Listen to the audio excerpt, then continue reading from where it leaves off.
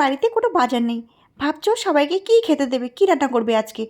কি সোয়াবিন আছে তো? তাহলে কোনো ব্যাপার না, চলে এসে সোয়াবিনের এই রেসিপিটা একবার হলে দেখে নাও। আর ডিম থাকলেও চলবে, না থাকলেও কোনো ব্যাপার না।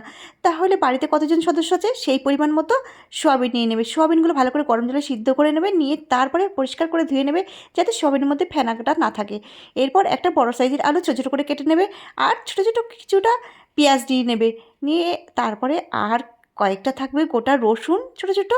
এবার এর মধ্যে দিয়ে দেবে, এর মধ্যে আছে আদা বাটা, রসুন বাটা, ধনে বাটা, জিরে বাটা, আর সামান্য একটা পেঁয়াজ বড় সাইজের কুচি কুচি করে নিয়ে এর মধ্যে দিয়ে দেবে। এরপরে দেবে, চলো, একটা গোটা টমেটো কেটে নেবে লম্বা লম্বা করে, তারপরে পরিমাণ মতো হলুদ দিয়ে দেবে। এরপর দেবে কিছুটা সরিষার তেল, তারপর পরিমাণ মতো লবণ দিয়ে দেবে। এবার দুটো তেজপাতা দেবে, দিয়ে তারপরে ভালো করে এটা ম্যারিনেট করে নেবে।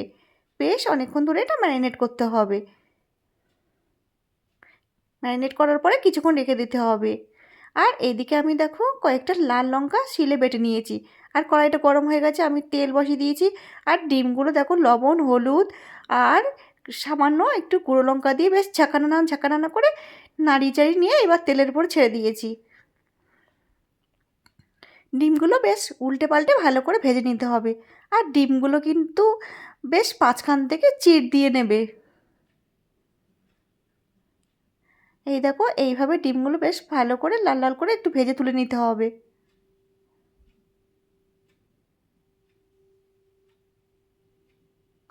এরপর ওই সোয়াবিনগুলো কড়াইতে দিয়ে দেব। বেশ এটা কিছুক্ষণ ধরে কষাতে হবে, যতক্ষণ না এর মধ্যে যে জলটা আছে ততক্ষণ পর্যন্ত জলটা মিষ্টি করে দিই। এরপর আমি দেখো এই যে লঙ্কা বাটাটা এর মধ্যে দিয়েছি, বেশ ভালো করে এটা কষাতে হবে যাতে জলটা না থাকে। সোয়াবিনের জলটা মেরে নিতে হবে, যতক্ষণ জল থাকবে ততক্ষণ কিন্তু কষাতে হবে।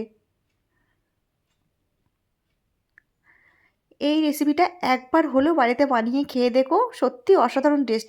আর যদি কোনো দিন বাড়িতে দেখো খাসি মাংস এসেছে, তার থেকে কিছুটা চর্বি একটু বাঁচিয়ে রেখে দিও ফ্রিজের মধ্যে। এবার যদি থেকে যায় তাহলে এর মধ্যে এটা অ্যাড করে দিও। আমি এই যে চর্বিটা কিছুটা বাঁচিয়ে রেখেছিলাম, সেগুলো এর মধ্যে অ্যাড করে দিলাম। আর যদি তুমি সোয়াবিন কষা খেতে পছন্দ করো তাহলে একটু বাটিতে করে তুলে নিয়ে টাকাস টাকাস করে মুখের মধ্যে পুরে দিও। এবার আমি গরম জলটা এর মধ্যে দিয়ে দিয়েছি। আমার আর কিছুটা গরম জল লাগবে, দেখো আমি আর কিছুটা গরম জলের মধ্যে দিয়ে দেবো। এবার কয়েকটা লঙ্কা এর মধ্যে দিয়ে দিয়েছি, গোটা লঙ্কা, তোমরা চাইলেও কিন্তু গুঁড়ো লঙ্কা ইউজ করতে পারো। ব্যাস ঢাকনা দিয়ে দিয়েছি, ঢাকনা দিয়ে তারপরে ফুটে উঠলেই আমি ডিমগুলোর মধ্যে দিয়ে দিয়েছি। ডিমগুলো দেওয়ার পরে আমি আবার কিছুক্ষণের জন্য ঢাকনা দিয়ে দেবো। ঢাকনাটা আগলা করে দেখবো কেমন হয়েছে। বেশ রেসিপিটা আমার রেডি হয়ে এসেছে। তো বন্ধুরা, এই রেসিপিটা যদি তোমরা একবার বাড়িতে বানিয়ে খাও তো দেখবে বারবার মন চাইবে খেতে। তো এবার আমি এর মধ্যে গরম মশলা শিলে বেটে রেখেছিলাম, সেটা আমি অ্যাড করব। গরম মশলাটা দেওয়ার পরে বেশ কিছুক্ষণ নাড়াচাড়া করে 1 মিনিট মতো ঢাকনা দিয়ে রেখে দেবো। তো বন্ধুরা, আমার এই ভিডিওটা যদি ভালো লেগে থাকে তাহলে অবশ্যই কিন্তু লাইক কমেন্ট শেয়ার করতে যেন ভুলো না। তো আমার রেসিপিটা পুরো কমপ্লিট হয়ে গেছে, এবার আমি নামিয়ে নেব। চলো এবার দেখো কেমন হয়েছে। তো বন্ধুরা দেখো, এটা রুটি, পরোটা এবং গরম ভাতের সঙ্গে দারুণ খেতে লাগে।